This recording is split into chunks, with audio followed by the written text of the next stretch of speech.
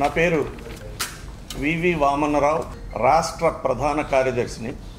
ముఖ్యంగా ఈ రోజున ఈ ప్రస్తావిస్తున్నటువంటి అంశాలు ముఖ్యంగా మీ దృష్టికి తీసుకురావాలి. నేను జీవీఎంసీలో ఉద్యోగం చేసి అక్కడ యూనియన్ నాయకుడిగా 3 సార్లు గెలిచాను. అందులో ఇండిపెండెంట్గా 2 సార్లు గెలిచాను. ట్రేడ్ యూనియన్ దాంట్లో ఇండిపెండెంట్గా గెలవడం అన్నది అంత ఆషామాషి కాదు, సాధ్యం కూడా కాదు. కానీ నేను 2 సార్లు ఇండిపెండెంట్గా కూడా జీవీఎంసీ యూనియన్ గుర్తింపు యూనియన్ ఎన్నికల్లో గెలవడం జరిగింది. అంటే కారణం ఎంప్లాయీస్కి వామన్ రావు అనే వ్యక్తి మేలు చేస్తాడు అనేటటువంటిది. అంటే క్యాస్ట్ను చూడకుండా, లేకపోతే క్యాడర్ చూడకుండా, కేవలం నా పనితనాన్ని చూసి వాళ్ళు నాకు మద్దతు ప్రకటించడం వల్ల నేను ఆ విజయాలు సాధించడం జరిగింది. అయితే ఉద్యోగుల పట్ల ఒత్తిడి కూడా ప్రభుత్వం పరంగా పెరుగుతోంది అనే భావన రావడం వల్ల అప్పుడు జగన్మోహన్ రెడ్డి గారు పార్టీ అపోజిషన్లో ఉన్నప్పటికీ కూడా తన గవర్నమెంట్ వస్తే ఆయన చెప్పినటువంటి మాటలు వారం రోజుల్లో సిపిసి రద్దు చేస్తానని చెప్పారు.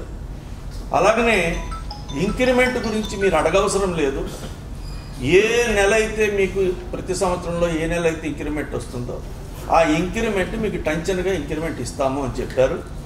అలాగనే కేంద్రం ప్రకటించిన వెంటనే దానికి ప్రపోర్షనేట్గా డిఏ కూడా వెంటనే అమలు చేస్తామని కూడా ప్రకటించడం జరిగింది. అది కూడా మీ అందరికీ తెలుసున్నది. అలాగనే ఉద్యోగులు పిఆర్సీ గురించి ఎందుకు డిమాండ్ చేయాలి? పిఆర్సీ పీరియడ్ అయిపోయిన వెంటనే ఇమ్మీడియట్గా పిఆర్సీ కమిషన్ వేసి మీ ఉద్యోగస్తులతో చర్చించి మేము పిఆర్సీని అమలు చేస్తామని చెప్పి కూడా చెప్పడం జరిగింది.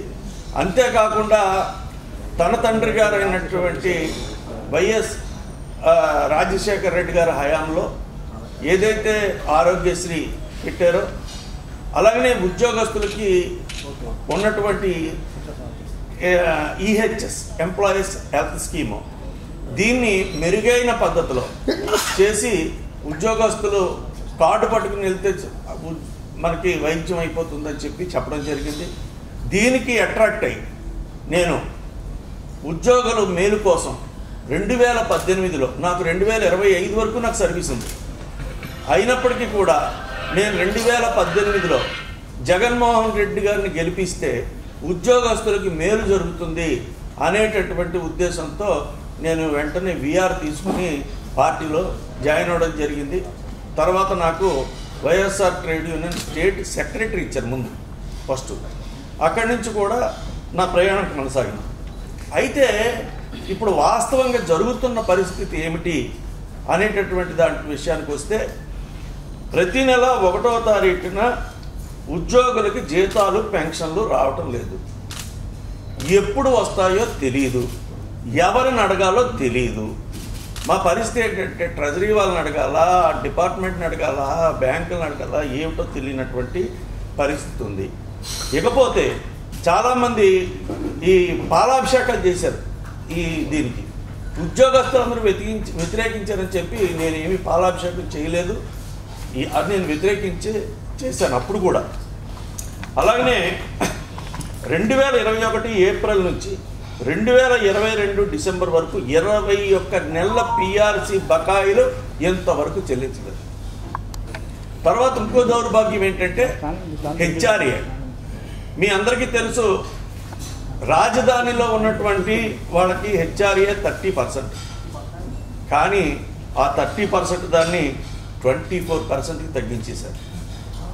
అలాగనే జిల్లా హెడ్ క్వార్టర్స్లో ఉన్నటువంటి వాళ్ళకి 20% హెచ్ఆర్ఏ. ఈ 20% హెచ్ఆర్ఏని కూడా 16% కింద తగ్గించేశారు. ఇక 70 నుంచి 75 సంవత్సరాలు వరకు పెన్షనర్ బతుకుంటే 10% అదనపు పెన్షన్ అనేటటువంటిది ఉన్నది, దాన్ని 7% తగ్గించేశారు. అలాగే 75 సంవత్సరాల నుంచి 80 సంవత్సరాలకి ఇచ్చేటటువంటి అదనపు పెన్షన్ 15% ఏదైతే ఉందో దాన్ని 12%కి తగ్గించేశారు. ఇక ఆసుపత్రి బిల్లులు చెల్లించలేదని మేము ఈఎస్ఐ కార్డులు పట్టుకెళ్తే మాకు ట్రీట్మెంట్లు జరగటం లేదు. ఉద్యోగస్తులు నాయకుడిగా ఉన్నందుకు మాకు ఈ శిక్ష. అందుకనే నేను వైఎస్ఆర్సీపీ పార్టీకి అలాగనే state general secretary YSR trade union పోస్ట్కి రెండింటికి కూడా రిజైన్ చేసేస్తున్నాను. నేను ఉద్యోగుల పక్షపాతిగానే మేము ఫస్ట్ నుంచి ఉన్నాము. మేము ప్రజాక్షేత్రంలో లేము, ఉద్యోగ సంఘాల నాయకుడిగానే మేము ఉన్నాం. కాబట్టి మా ప్రయారిటీ మాత్రం ఉద్యోగుల తాలూకు సంక్షేమమే తప్ప మాకు ఇంకొకటి లేదు. ఉద్యోగ సంక్షేమ కార్యక్రమంలో మరి జగన్మోహన్ రెడ్డి గారు తన వైఖరి ఇప్పటికైనా తెలియజేస్తారని చెప్పి ఆశిస్తున్నాను. అయితే నేను ఎంపీపీ గారి దగ్గరికి వెళ్ళినప్పుడు కూడా నాకు ఉద్యోగస్తుల దగ్గర నుంచి ఈ ప్రశ్నలు వచ్చాయి, గట్టిగానే వచ్చాయి. అయితే నేనేంటంటే ఎంపీపీ గారు మాకు ఎంప్లాయీస్కి అంటే మాకు కేవలం జీవీఎంసీ అనే కాదు, ఏ డిపార్ట్మెంట్కి సంబంధించిన ఎంప్లాయీస్ ఇష్యూ అయినా తీసుకెళ్తే ఆయన వెంటనే స్పందించి అవసరమైతే విజయవాడ కూడా తీసుకెళ్ళి చేయించారు ఆయన పరిధిలో ఉన్నంత వరకు. ఆయన వ్యక్తిగతంగా ఆ మంచితనం ఏదైతే ఉందో దాన్ని మాత్రం మేము వాళ్ళకి చెప్పాం. ఆయన వ్యక్తిగతంగా బాగా పనిచేశారేమో మనందరికీ అని చెప్పాం. దానికి ఇప్పటికీ కట్టుబడి ఉన్నాం.